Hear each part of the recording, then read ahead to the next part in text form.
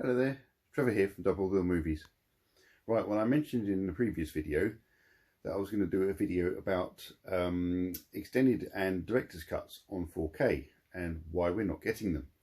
So, if you've seen my episode on how physical media is made, where I, or this might have been one of my other videos, but somewhere in my videos, if you can find it, I mention when we ingest 2K material, they would leave a terabyte's worth of space for it.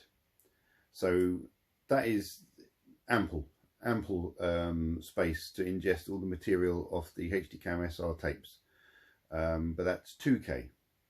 So if you think about it, 4K, it's 4 times the resolution of 2K. So essentially you're going to need 4 or 6 terabytes of space, aren't you, to ingest all that material. Also, if you think about the size of the discs, the Blu-ray discs, you've got your BD25 and your BD50. So your BD25 is a single layer disc and your BD50 is a dual layer disc. For 4K, we have BD66s and BD100s. I think the BD66 is a 3-layer disc and the BD100 is a 4-layer disc. I might be wrong, and it could just be a bigger capacity 2-layer disc and a 3-layer disc.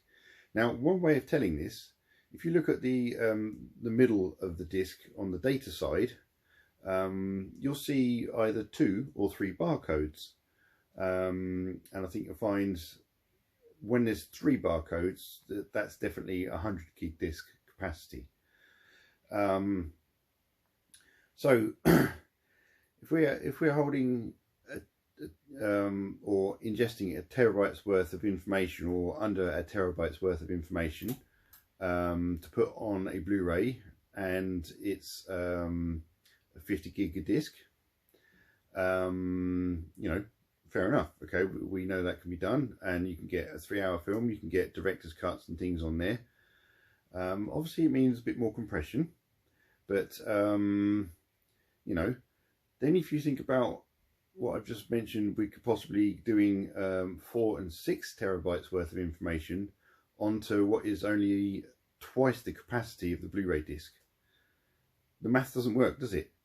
There's so much more information available for the 4Ks that the compression has to work incredibly well to get the film shrunk down to a digestible size, a size that the Blu-ray and 4K formats can deal with.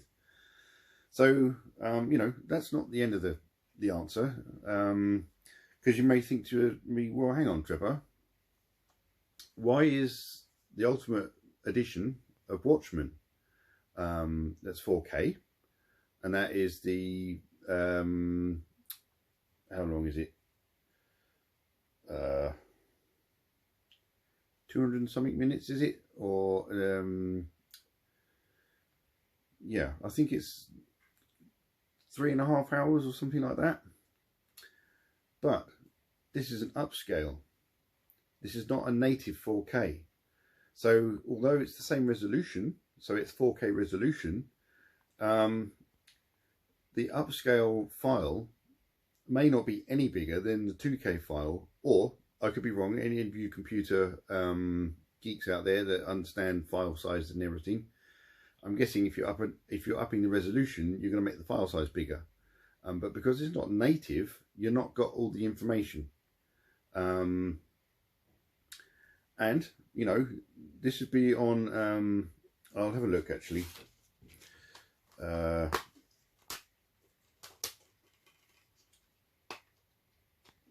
don't know if I'll be able to show you. 1, 2. Yeah, I think there's 3. Not looking at the camera. I think there's 3 barcodes on there. I can't tell in this light. But anyway, I imagine that is a BD100, and that the video has been quite heavily compressed. I haven't actually watched it yet, so I don't know how good it is. That sort of leads me on to another thing as to why some discs look not as good as others, but that will be a different video, so hold that thought. And you think, well, okay, so this is over 2 BD100s, and I haven't watched this yet, so I don't know how long the first disc is. I get the impression it's about 2.5 hours, and so I imagine then there's 90 minutes left, because this is a 4-hour film, isn't it? Now, what aspect ratio is this in? It's in 4:3. So you've got that much picture in the middle there. All this stuff is just black. So there'll be next to no information whatsoever. So it's even though it's a 4K image, it's 4K for the 16:9. You know, the 4:3 part, although the lines that way will be the 4K. What is it? 2160 by, I thought my resolutions. You know what it is. But this way, essentially, won't be the full resolution, because it doesn't need to be. It's only that bit that's the image. So there's actually, it's quite clever if you think about it. So if you were to make it 178, then you'd probably have to put this version of the film on 3 discs, because there just isn't a disc with the capacity out there, or it would look absolutely awful because of how heavily compressed it would be. So when you get releases like this, and you've got the 4K, and it says the director's cut on Blu-ray, and you're thinking, well, why didn't we get the director's cut on 4K? Come on. So the director's cut is 3 hours long. I suspect when this 4K was made, the Blu-ray had already been done, and the director's cut on Blu-ray had already been done, and all they've done is repress the discs rather than create a brand new disc. So it's a cost thing as well. You know, even the big studios have to take into account their budget for the year, and obviously the studios, that's a lot more than just their physical media aspect. But labels like Arrow and Shout Factory and all that kind of stuff, their budget will be split between everything that they've got lined up for the year. And you know, if you're sitting there and you're thinking, well, we're going to release this on 4K, the theatrical version, and it's like, well, we already have the director's cut on Blu-ray, so why create another disc? Why create this disc with the director's cut on when it's cheaper to at least get it out there on 4K, and you know, and just give them the same film but on Blu-ray?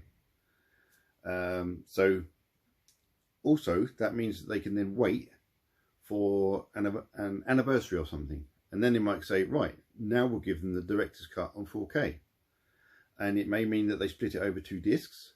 But you know, we're trying to get away from this 2-disc split thing. I remember when I got, you know, Schindler's List on DVD, and you know, the full-length film was over 2 discs, and you've got like films like Ben-Hur on Blu-ray, that's over 2 discs. But as I said, the capacity jump is only double, not treble or quadruple, where the file size is 3 times, 4 times, 5 times bigger. So that is basically why we are not likely to see these long director's cuts, because obviously you can get shorter ones. If you've got a film that's 90 minutes long and there's a version that's 96 minutes long, you're going to get it, aren't you? And people like Arrow will use seamless branching, which is also talked about in one of my videos. I think it's called "Did You Know Blu-ray Can Do This?" and there's a demonstration in there for how that works. And so with seamless branching, basically you put one version of the film on the disc, but then you put the other elements, the added in elements. So if it's a scene 5 minutes in and a scene 27 minutes in, when it gets to those time points, it jumps off, plays the extra scene, and then it goes back to the main film. So you only have one version of the film on the disc, not two. You might have two cuts, you might have 3 or 4 cuts, but you only have one version of the film on there, essentially. So, yeah, basically, probably a cost thing, and that basically the files are just too big. And as I said, you could compress it to hell, but then we'd all moan because the picture would look awful. So it's just kind of the technology. The 4K has outdone the Blu-ray technology. It's as simple as that, basically, unless you're just going to deal with theatrical cuts, in which case 4K looks absolutely spectacular. Anyway, right, so if that makes sense, and give the video a thumbs up, because I know lots of people out there, lots of collectors, lots of YouTubers, all get frustrated when you know, you buy a release like this, or you hear of it coming out and you find out that there's only a Blu-ray with the extended cut on. But that's also why invariably there's no bonus material on the 4K. It's just space. And why do you need bonus material in 4K? Even on Blu-ray, it's invariably just DVD quality. So, you know, films like Plane, which I watched fairly recently, the bonus material was in 4K. And, you know, but the film's not massively long, so they could fit it all on the one disc. So anyway, yeah, I tried to end this video once, so I'll try again. Make sure you give this video a thumbs up. And if you like this kind of content, and you know, I'm pretty sure I got a unique channel here, because I'm one of the only people I know that worked in the industry and helped make these discs. Subscribe to the channel and you can find out more.